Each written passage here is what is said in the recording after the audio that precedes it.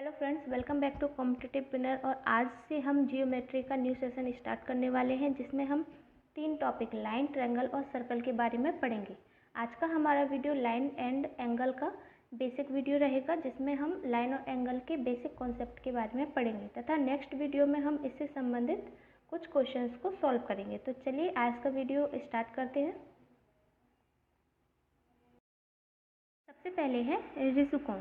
ऋषुकोण या straight angle, ये क्या होता है? ऋषुकोण या स्ट्रेट एंगल तो सरल रेखा के किसी भी बिंदु पर बने कोण की माप सदैव 180 डिग्री होती है। इसे ही हम स्ट्रेट कोण या ऋषु एंगल कहते हैं।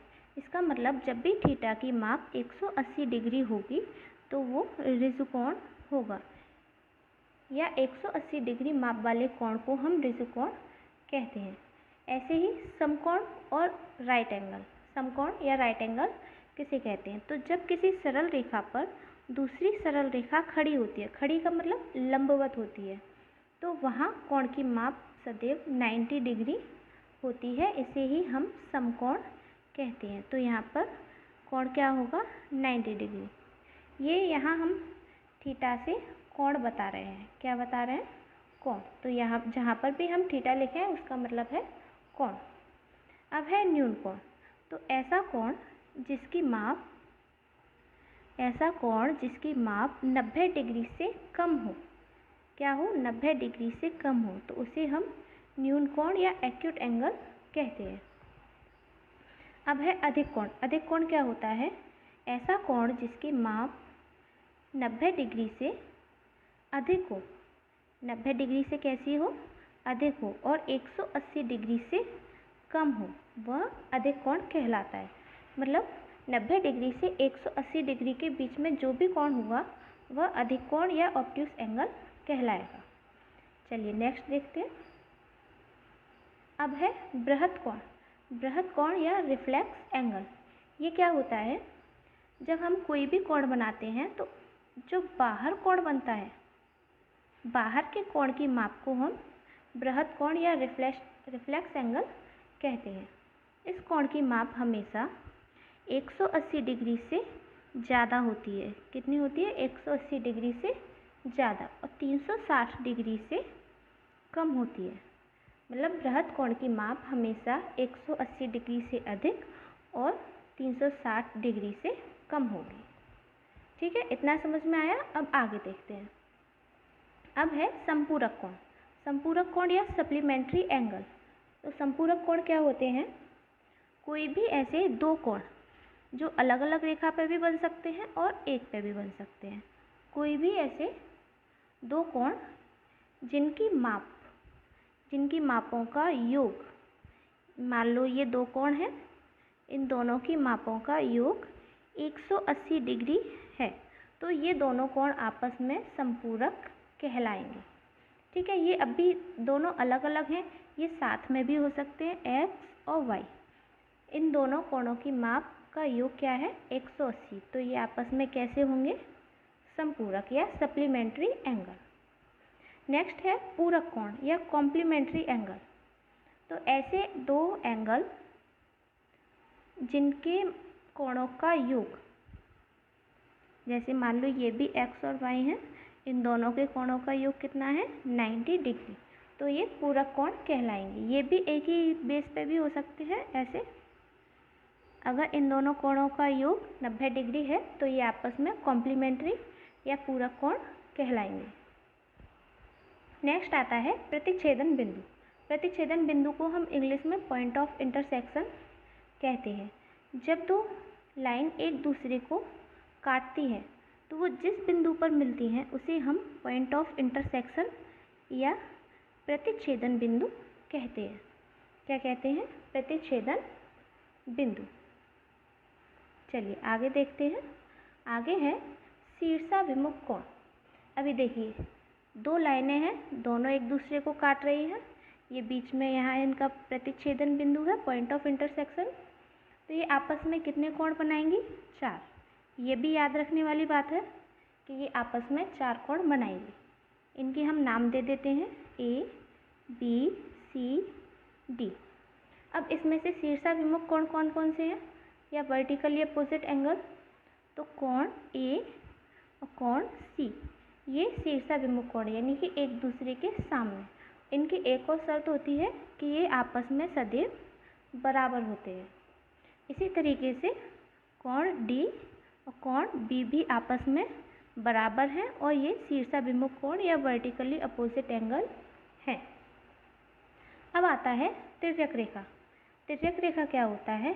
जब कोई भी दो समांतर रेखाएं, मान लो ये है A B C D, A B C D के समांतर है। जब इन दोनों समांतर रेखाओं को कोई एक रेखा प्रतिच्छेद करती है तो इसे हम कौन सी रेखा बोलते हैं? तिर्यक रेखा। तिर्यक रेखा, ठीक है। जब दो समांतर रेखाओं को एक तीसरी रेखा प्रतिच्छेद करती है तो उसे हम तिर्यक रेखा कहते हैं। चलिए आगे देखते हैं। अब ये सामने जो डायग्राम दिख रहा है इसके द्वारा हम कोण के कुछ और रूल्स के बारे में जानेंगे। देखिए यहाँ पर हमें क्या क्या दिखाई दे रहा है कि ए बी समांतर सी डी और एक्स वाई एक तिर्यक रेखा है। अब इसमें एंगल कितने हैं? 1 2 3 4 5 6 7 8, तो एंगल हैं टोटल 8। अब इसमें हमें आपस में संबंध देखना है। तो सबसे पहले हमने ये देखा था कि दो तिर्यक रेखाएं जहाँ काटती हैं वहाँ चार कोण बनते हैं और आपस में वो कैसे होते हैं? शीर्षाभिमुख कोण। देखिए कैसे होते हैं? शीर्षाभिमुख कोण, यानी कि कोण ए बराबर किसके होगा? कोण डी के, और कोण सी बराबर कोण बी। क्यों? क्योंकि ये आपस में कैसे हैं? बराबर हैं और शीर्षाभिमुख हैं। ठीक है। इसी प्रकार ये नीचे वाले में भी कोण ई बराबर कोण एच और कोण जी बराबर कोण एफ। कैसे कोण है ये सब? शीर्षाभिमुख कोण। तो ये आपस में कैसे होंगे? बराबर। इसके बाद देखते हैं संगत कोण। संगत कोण कैसे होते हैं? जिनकी पोजीशन एक जैसी हो। जैसे कोण ए की पोजीशन किससे मैच कर रही है? कोण ई से। तो कोण ए और कोण ई बराबर होंगे और कोण बी और कोण एफ सेम पोजीशन है तो ये भी बराबर होंगे। और कोण सी नीचे की तरफ और कोण जी भी नीचे की तरफ, ये भी बराबर हैं। और कोण डी नीचे और कोण एच नीचे, कोण डी और कोण एच, इन सब की पोजीशन कैसी है? सेम है। तो ये संगत कोण होंगे और आपस में सदैव बराबर होंगे।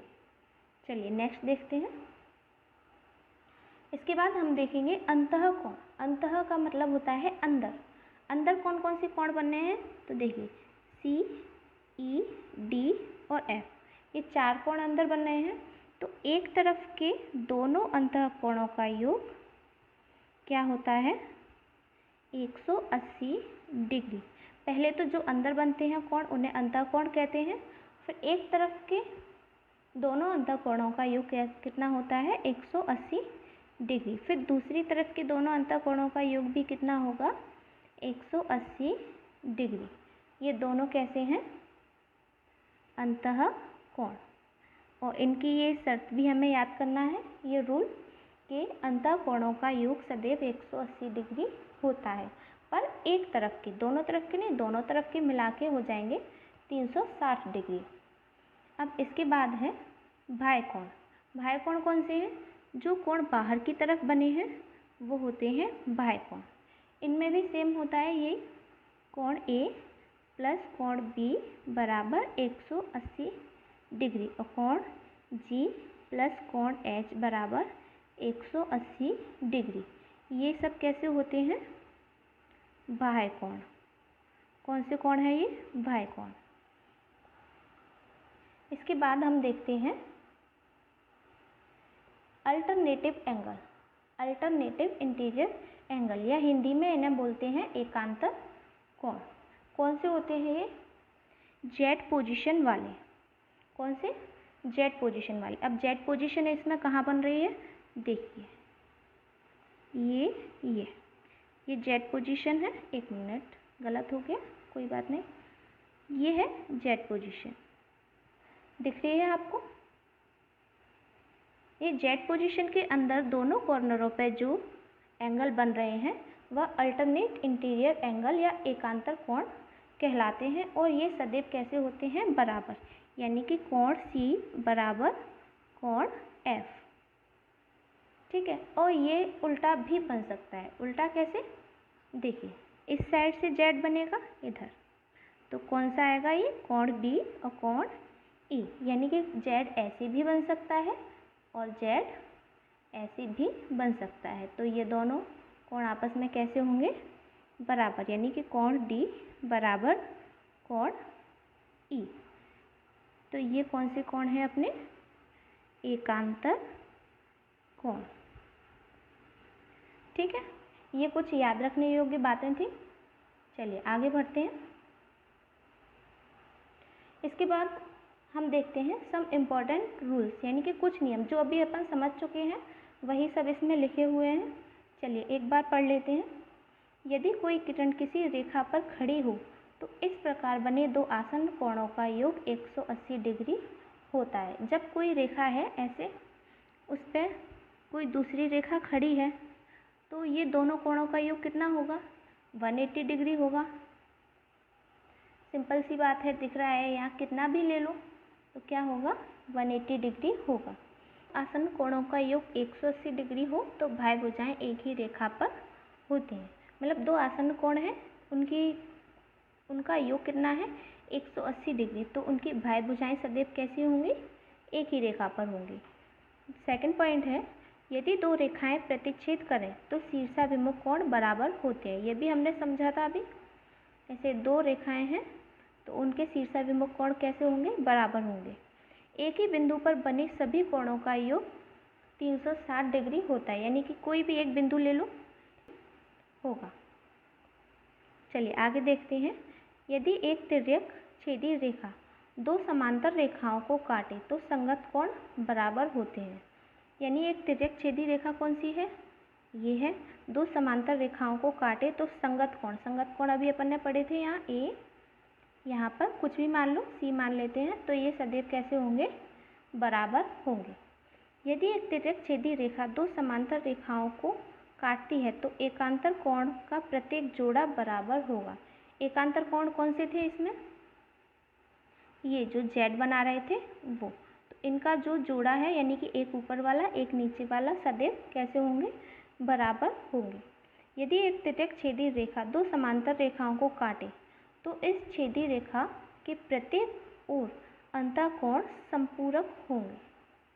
तो जो अंतःकोण बने थे यहाँ, एक साइड इधर एक साइड इधर, तो आपस में कैसे होंगे, इस तरीके से जो बनते हैं अंदर वाले दोनों, वो आपस में संपूरक, यानी कि उनका योग कितना होगा, 180 डिग्री होगा। तो चलिए आज का ये वीडियो हमारा यहीं समाप्त होता है। कल हम आपको ज्योमेट्री के पार्ट 2 में मिलेंगे, जहाँ हम लाइन एंड एंगल से संबंधित कुछ क्वेश्चंस लेकर आएंगे। तो अगर आज आपको हमारा वीडियो पसंद आया हो तो प्लीज़ लाइक, शेयर और कमेंट ज़रूर करें, और हमारे चैनल को सब्सक्राइब भी करें। Thank you.